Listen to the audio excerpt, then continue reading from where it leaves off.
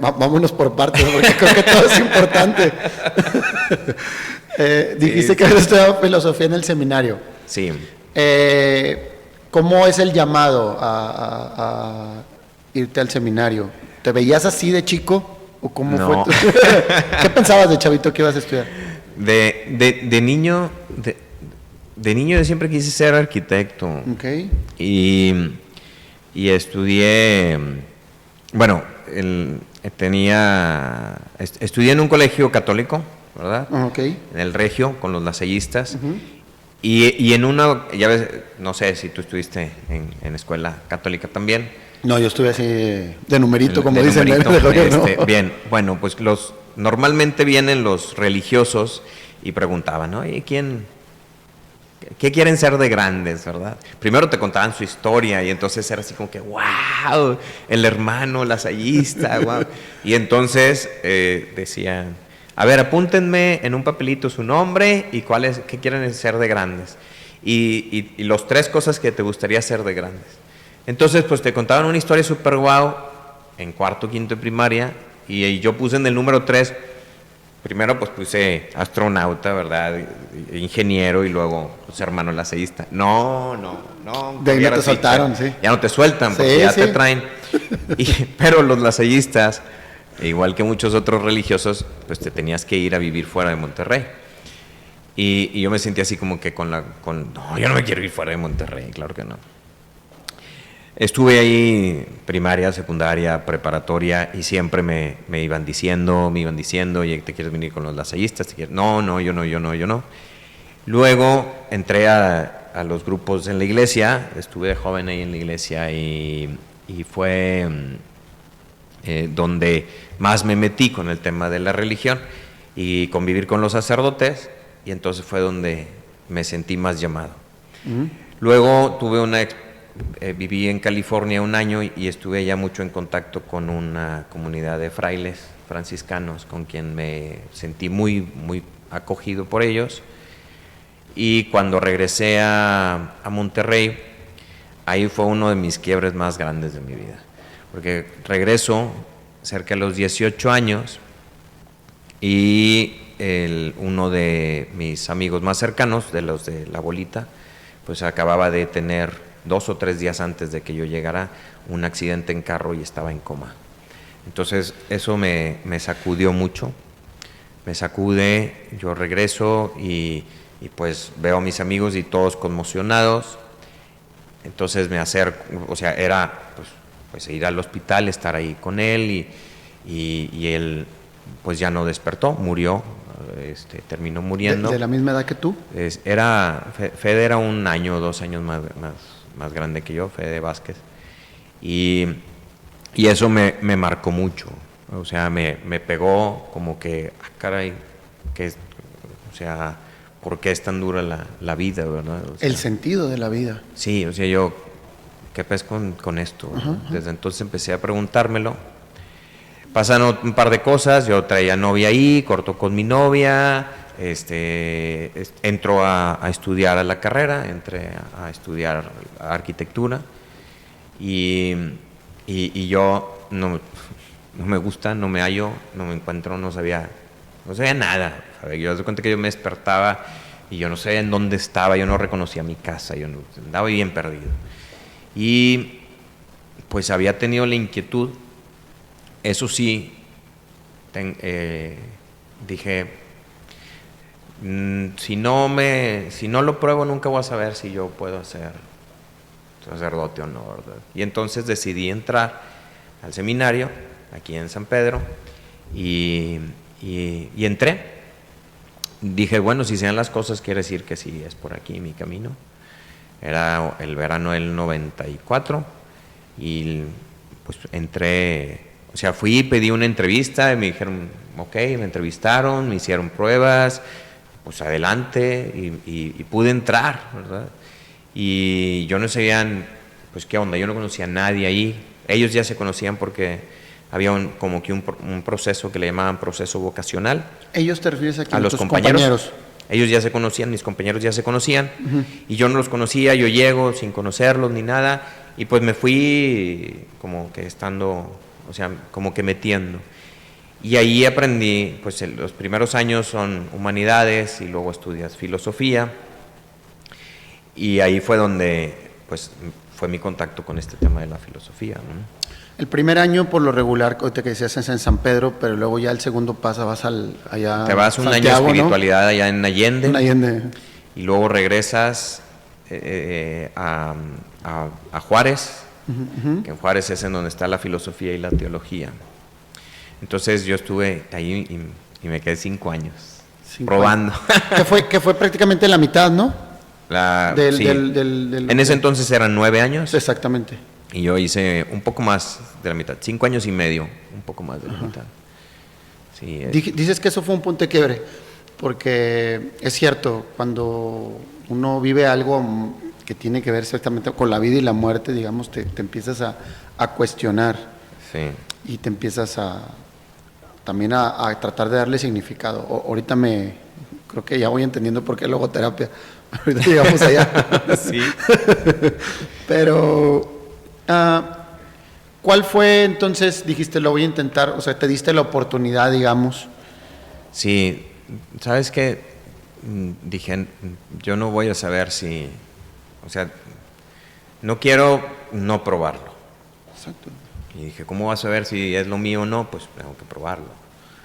Y dije, no me quiero arrepentir de, es que yo pude haber sido. O sea, yo te puedo decir que ahorita, después de todo ese proceso, estoy convencido que esa no es mi vocación. Okay. O sea, porque lo probé, lo intenté hasta las últimas consecuencias, hasta que llegó un momento en donde dije, esto no es lo mío. Un amigo me dijo, yo te recomiendo nada más que no te salgas por alguien de adentro ni por alguien de afuera. Y yo, caray. O sea, ni porque te andes peleando con alguien adentro, o sea, que digas, ya no aguanto este cabrón, ya me quiero salir. Okay. O, me gusta esta chica y ya me quiero salir, ¿no? Sí, claro. Y entonces, pues siempre tenía broncas adentro y yo quería salir corriendo porque traía broncas adentro con alguien a quienes aprecio muchísimo. Pero es que no sé qué tan profundizar con eso, porque al final de cuentas, pues oye, son mucha gente ahí. Es que vienes de culturas diferentes, okay, vienes de estratos sociales diferentes, de formas de pensar diferentes, y encierras a 60 pelados en el mismo lugar, conviviendo todo el tiempo. 60 de tu generación nada más. Generación. Más los... Más. Sí, llegamos, en ese entonces, no sé, éramos 250 o algo así. Ahorita ya son menos, pero era una generación muy grande, era de las últimas generaciones muy grandes en ese entonces. Y entonces, pues había alguien con quien no te llevabas, ¿verdad? Y con quien estabas discutiendo y con quien peleabas. Y afuera había alguien a quien le echaba el ojo, ¿verdad? Y yo decía, caray, se me iba el corazón de pronto. Yo decía, no, pero lo mío es esto. Yo no tenía problemas con el tema de que si el celibato, no, sino de si esto es lo mío, pues esto es lo que agarro, ¿verdad? Pero sí si me voy a salir es porque yo estoy convencido que no es por aquí. Y entonces me fueron gustando los estudios, me apasionó la filosofía, era una búsqueda personal para saber quién era yo y qué onda, qué rollo o sea, ¿por qué diantres nació Alejandro? O sea, ¿para qué? ¿Y para qué? ¿Y para qué? O sea, ¿para qué estoy aquí? O sea, ¿a qué vine al mundo? O sea, que actualmente o sea, pudiéramos decir que yo era un millennial precoz, porque estamos hablando de que los millennials estaban naciendo y yo traía sus preguntas, ¿no? ¿Estás adelantado para tu época? Adelantado, porque eso es lo que se preguntan los millennials, ¿verdad? Y yo, pues en los años 90 estaba haciéndome esas preguntas. ¿Qué rollo conmigo? Y la filosofía me fue abriendo estructurando mi pensamiento. Me enseñó muchísimo a estructurar el pensamiento, a hacer las preguntas correctas, a profundizar y hacerme cada vez preguntas más ¿profundas? Sí, preguntas comprometedoras. ¿Por qué una pregunta comprometedora? Porque de la respuesta que des depende cómo te vas a manejar en la vida. Cómo vas a llevar tu vida. Exactamente. Ahí hay una investigación al final como una tesina, y en esa investigación era ¿para qué queremos conocer? ¿Y cuál es el tipo de conocimiento que tengo que estar buscando? Y entonces ahí profundizaba mucho en que hay preguntas de diferente tipo. Unas preguntas son, quiero saber por curiosidad, o quiero saber para poder hacer algo, como quiero saber cómo grabar un podcast, entonces busco un tutorial. O quiero saber qué es lo que me conviene hacer en mi negocio, entonces son como preguntas prácticas, preguntas poéticas, que es lo que yo le llamaba a los tutoriales, ¿verdad? Okay. Preguntas teóricas, como que nada más por curiosidad, pero había unas preguntas existenciales, que son hacia dónde dirijo mi vida y cuál es el sentido de mi existencia, ¿no? Y para qué suceden las cosas que suceden.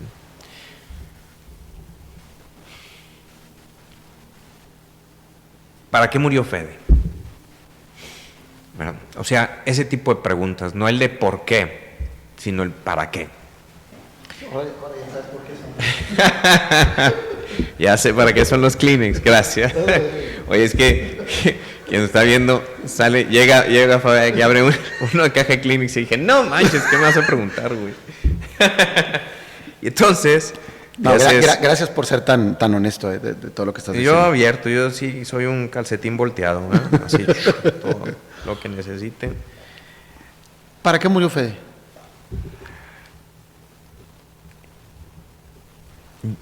Creo que la pregunta de él cumplió su misión aquí en el mundo, y a todos los que estamos alrededor nos dejó un sentido de la vida, o sea, él tenía una pasión por vivir. Siempre estaba de buen humor. Yo Fede no lo conocí de malas. Bueno, una u otra vez, una o dos. Como buen humano. Como buen humano, pero era un pelado súper optimista, siempre viendo lo bueno, siempre tenía un comentario positivo, y a nosotros éramos un grupito como de 10, 12 chavos que nos juntábamos todos los miércoles. Yo me distancié de ellos por el entrar al seminario, pero sí me hizo ver como, caray, en cualquier momento se te va la vida, y yo no quiero que me pesque la vida sin haber hecho la tarea que vine a hacer. A mí me acercó, yo quería estudiar arquitectura e ingeniería civil, porque decía que prefería trabajar con materiales que con personas, porque el material era sumamente o sea, que puedes preverlo, ¿verdad? Predecible, y las personas no. Y el material, pues, si aquí dice que tiene una resistencia de tanto, eso es lo que resiste y ya, y la persona nunca sabes. Y para mí fue como si yo tuviera un camino. Quienes me conocieron en preparatoria, en secundaria, yo también recuerdo, era una persona bastante arrogante. Me iba bien en la escuela y era así como que, ay, ustedes quítense, ¿no? Y para mí fue como una explosión que me cambió de carril, me cambió de dirección, y se hizo como en esta película de Gwyneth Paltrow, de Sliding Doors, no sé si la recuerdas. No recuerdo. Una que llega y no alcanza a subirse a un tren, por eso se llama Sliding Doors, por la puerta del tren. Y luego sí alcanza, o sea, se dividen como en dos universos paralelos. ¿Qué hubiera pasado si hubiera subido ese tren y qué hubiera pasado si no? Entonces, así se divide me lanzo a otro universo humano, en donde empiezo a encontrarme con las personas y empiezo a descubrir que no hay nada más grande en el planeta que las personas. Entonces, yo pudiera decir, en mi vida, ¿para qué murió Fede? Para que yo me humanizara.